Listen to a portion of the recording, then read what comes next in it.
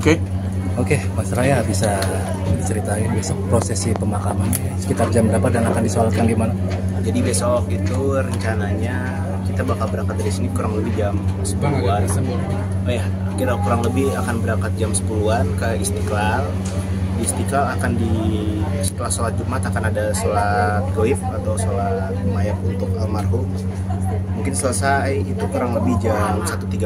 Setelah 1.30 rombongan akan bergerak langsung ke Tanah Kusir, kurang lebih seperti itu kawan-kawan. Oh, dan untuk di Tanah Kusir sendiri memang ke pihak keluarga apa seperti apa? Sebenarnya almarhum pinginnya kurang lebih wasiatnya itu pingin dikuburkan di makam keluarga di Palu, di Sibowi namanya. Tapi karena biar efisien dan prosesi bisa berlangsung dengan cepat, kita akan makamkan dulu untuk sementara di Tanah Kusir. Mungkin dalam 1 atau 2 tahun lagi almarhum baru akan dipindahkan jenazahnya ke Palu, ke kuburan keluarga bersama kakek saya dan sanak keluarga yang ada di Palu. Memang seperti itu, Mas. Ya, betul. Tinggal menunggu Kasurya. Emang ditunda proses pemakamannya kan karena emang kalau dalam Islam untuk menunggu anak tuh setahu saya setelah konsultasi sama beberapa ahli agama itu tidak apa-apa. Di waktu dikabarin kemarin jam 9:04 ayah meninggal, langsung kabarin Kasurya langsung beli tiket di jam 5 subuh waktu Indonesia. Karena dari itu akhirnya kita tunda pemakamannya sampai Kasurya sampai. Ya, urusan keluarga. Ini untuk Mas Surya sendiri langsung datang dari bandara ke sini atau seperti apa rencananya? Rencananya nanti nggak tahu ya, mungkin kemungkinan besar sih akan langsung datang ke sini kalau tidak ada halangan. Akan langsung datang mungkin jam 10 beliau landing di Soekarno-Hatta, mungkin sampai sini jam 11 atau 12 kalau beliau tidak istirahat. Untuk Kadewi sendiri gimana sih rencananya datang ke Runduk langsung atau ke pemakaman Kadewi sendiri? Ibu ya? Ibu masih kemungkinan besar akan langsung datang ke pemakaman. Beliau kan lagi di luar kota sekarang. Ibu lagi di luar kota. Saat sampai ke Jakarta mungkin akan langsung ke pemakaman langsung.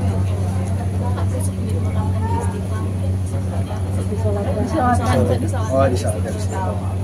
Sebenarnya baru dapat cerita dari ibu bahwa ayah itu mualaf tahun 1982 sebelum nikah sama ibu, dan kebetulan banget mualafnya itu dimualafkan di Istiqlal. Dia alhamdulillah bisa disolatkan di Istiqlal dan masuk Islam di Istiqlal dan ditutup juga di Istiqlal, alhamdulillah. Kalau untuk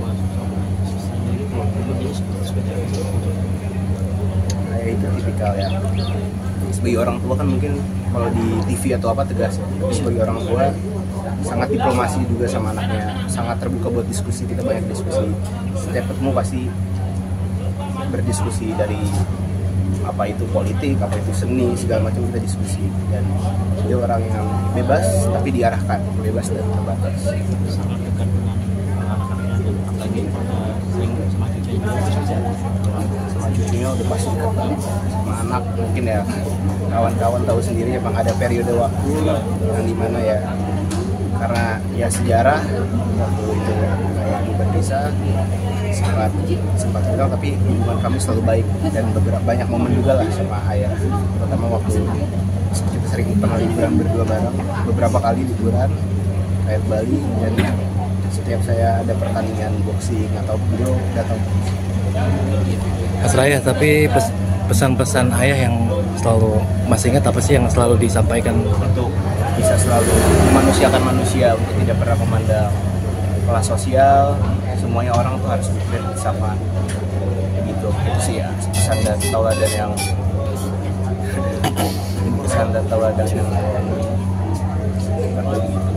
Tapi ketika almarhum sendiri kan full bareng sama ya.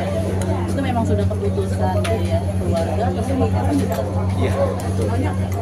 Sama Om Charlie yang paling banyak kontribusi secara langsung, karena kita tinggalnya kan berjauhan. Saya di SD, Karama di Bintaro, saya kan sama ibu ya, saya sama ibu dan ayah di Kelapa Gading sama keluarga, tapi beberapa kali kami emang dijadwalkan kayak setiap lebaran itu sebenarnya sudah pasti akan ke ayah. Kayak lebaran tahun ini hari ketiga sebenarnya saya dan Kauto, Merdi itu rencananya mau akan kaya, cuma ada Tuhan berkehendak lain kan, beliau dipanggil ke pangkuan yang Allah Subhanahu Wa Taala di hari kedua. Tapi sebagai anak ada maksudnya kenangan yang nggak kamu terlupakan apa gitu saat kecil ataupun Banyak tuh saat kecil ya sama ayah tuh kayak temen sih, sebenarnya kayak temen banget, main PS bareng, liburan bareng, diskusi. Kan beliau juga wawasannya luas, beliau juga, jadi saya setiap nanya apapun ya beliau bisa jawab, dan itu yang saya suka. Jadi kita kalau diskusi bisa berjam-jam juga, walaupun kalau secara frekuensi mungkin ya tidak terlalu sering, tapi sekali ketemu kualitasnya selalu baik. dari ayah sebagai aktor yang kamu banggakan gitu, sebagai sosok ayah yang kamu banggakan, kan ayah kan aktor legend juga ya, apa yang kamu banggakan di acting ayah, apa kamu lihatnya seperti apa? Sebenarnya kalau bangga ayah lebih bangga gimana dia bisa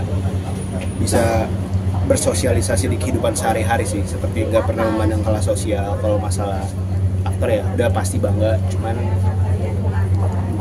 bukan itulah, saya lebih ngelihat gimana ayah di kehidupan sehari-harinya, hal-hal positifnya sih.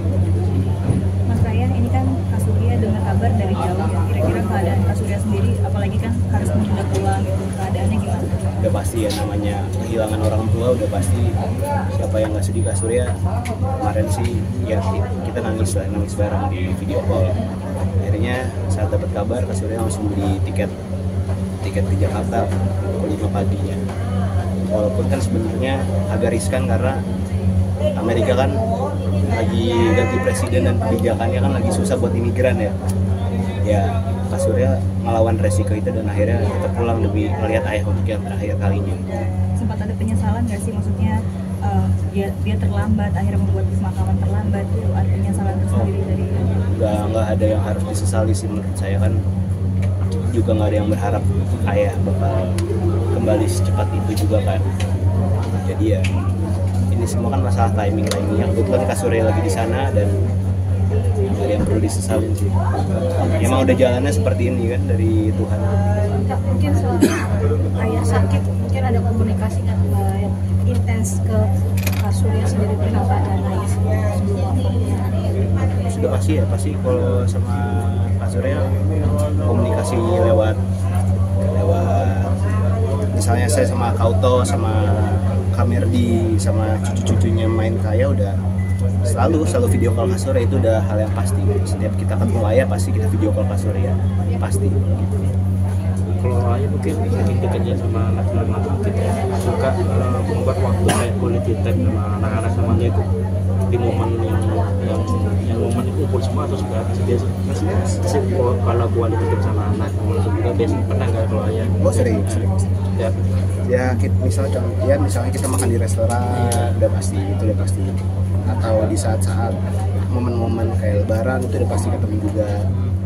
Beberapa kali ayah juga ke rumah, beberapa kali kita juga ketemu di luar, atau saya nyamperin ayah gitu sih.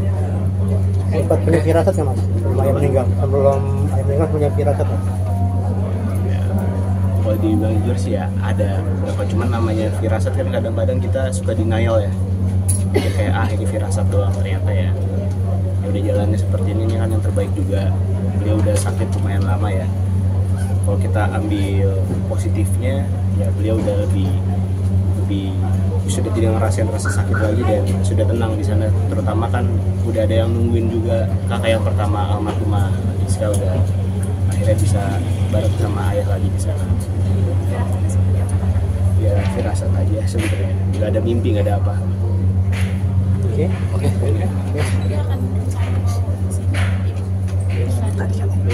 Ibu nanti itu tadi yang saya jelasin tadi, mungkin masih di luar kota, masih ada beberapa kerjaan. Mungkin setelah kerjaan selesai beliau akan datang, nanti bisa ditunggu di pemakaman aja, kita lihat bersama ya. Oke, siap.